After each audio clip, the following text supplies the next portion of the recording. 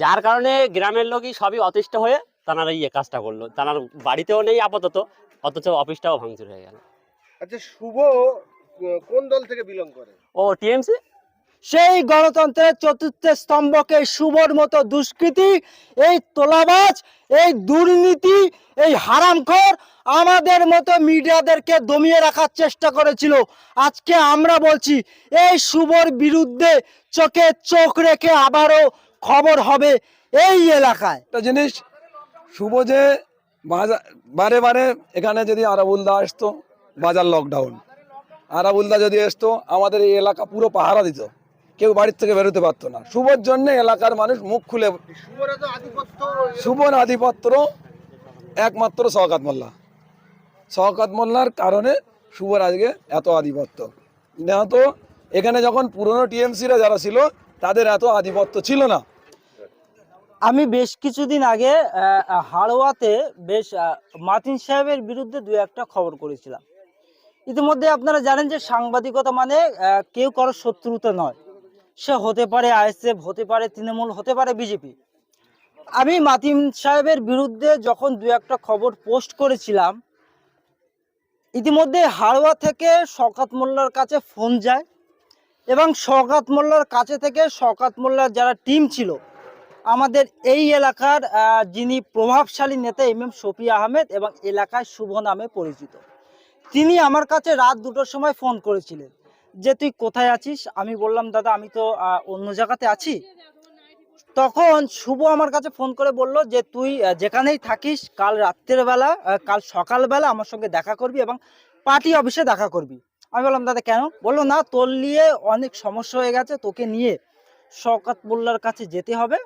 কারণ তুই যদি শওকত মোল্লার কাছে না যাস তাহলে 4 তারিখের পরে তোর অনেক বিপদ হবে। তো আমি তারপর থেকে কিছু বললাম না। কিন্তু ব্যাপারটা হচ্ছে এই যে আমাদের কিন্তু আজকে বলে নয়, একাধিকবার যারা শাসক দলের নেতাকর্মীরা ছিল, শাসক দলের বিপক্ষে খবর গেলে আমাদের কাছে প্রতিনিয়ত হুমকি আসতো, ফোন কলে আমাদেরকে ঠেট দেওয়া হতো যে না, তৃণমূলের বিপক্ষে খবর করা যাবে না এবং আইএসএফের পক্ষেও করা যাবে না। এবং যারা পশ্চিমবাংলার সাধারণ মানুষেরা রয়েছে, আমি তাদের কাছে একটাই প্রশ্ন করছি যে সাংবাদিক কারো কেনা গোলাম নয়। আমরা তৃণমূলের খবর করি, বিজেপির খবর করি, আইএসএফ এর খবর করি, সিপিএম এর খবর করি, আমরা সমস্ত রাজনৈতিক দলের খবর করি। আমরা সমস্ত রাজনৈতিক দলের খবর করেন, খুব ভালো কথা।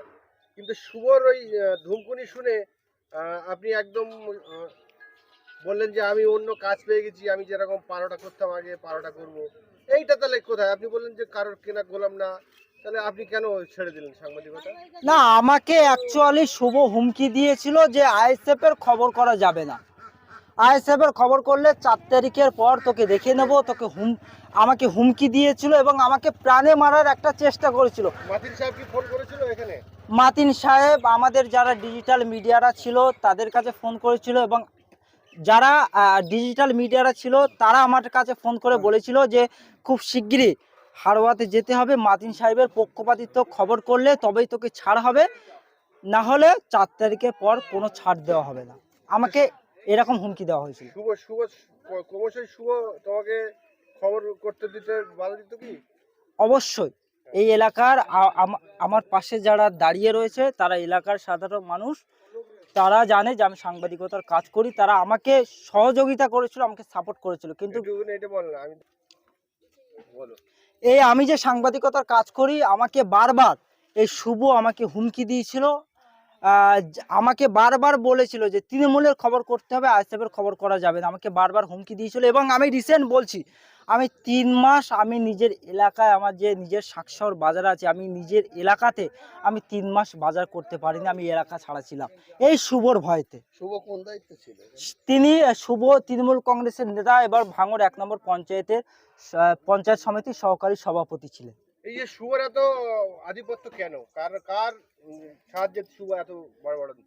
আপনারা নিশ্চয়ই জানেন যে ক্যানিং পূর্বের বিধায়ক শওকত মোল্লার হাত ছিল সেই শুভর মাথায় এবং সেই শওকত মোল্লার হাত মাথায় থাকা অবস্থায় সেই শুভ এই এলাকায় যেরকম সাধারণ মানুষের তারা যেভাবে দাবিয়ে রেখেছিল, শুধু সাধারণ মানুষ বলে নয়, আমাদের মতো যারা ডিজিটাল সংবাদ মাধ্যম ছিল তাদেরকেও দাবিয়ে রাখেছিল এই শুভ। তার ভয়ে এলাকার মানুষেরা মুখ খুলতে পারেনি। আজকে যখন তৃণমূল সরকার এই পশ্চিম বাংলা থেকে সরে গেছে, আজকে জাতি ধর্ম নির্বিশেষে সাধারণ মানুষেরা রাস্তায় নেবে, পথে নেবে, সেই শুভর বিরুদ্ধে আন্দোলন করছে। কারণ এই অত্যাচার সাধারণ মানুষ মেনে নেবে না।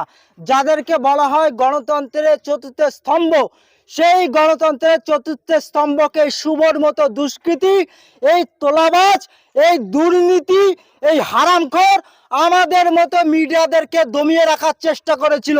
আজকে আমরা বলছি এই শুভর বিরুদ্ধে চোখে চোখ রেখে আবারও খবর হবে এই এলাকায়। ধন্যবাদ। আর কি বলবে? এদিকে দেখলাম এই এলাকায় যে শুভর যে পার্টি অফিস রাজপ্রসাদের মতো, সেই পার্টি অফিস ভাঙচুর হলো।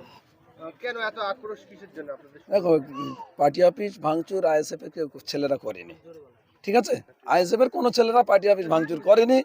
যেহেতু শুভ এই অঞ্চলের একটা মাথা ছিল, অঞ্চলে সব জায়গায় ওর হাত ছিল, সমস্ত ঝামেলা, জমি লুট, গরু লুট, কারুর বাড়ি লুট, কারুর জায়গা লুট, এই করে করে সমস্ত জায়গার লোক ক্ষিপ্ত হয়েছে, সাধারণ মানুষ ভাঙচুর করেছে।